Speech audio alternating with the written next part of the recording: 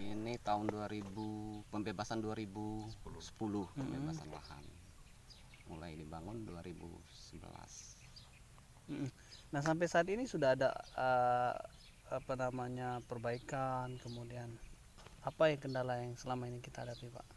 Kalau untuk sarana jalan dari mulai pembangunan belum ada perbaikan.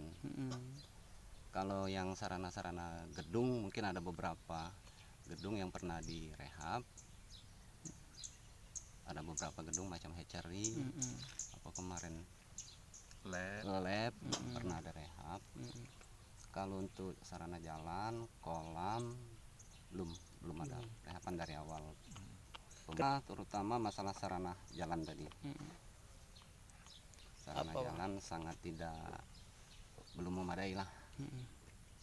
Karena masih tanah kan, tanah merah, menghambat operasional terutama kalau lagi musim hujan. Gitu.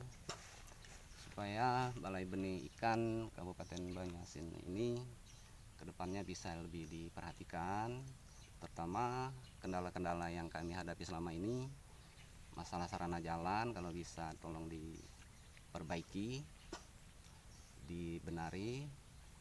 Terus masalah yang lain umpamanya kalau musim kemarau, kolam kita juga sangat mudah kekeringan ya.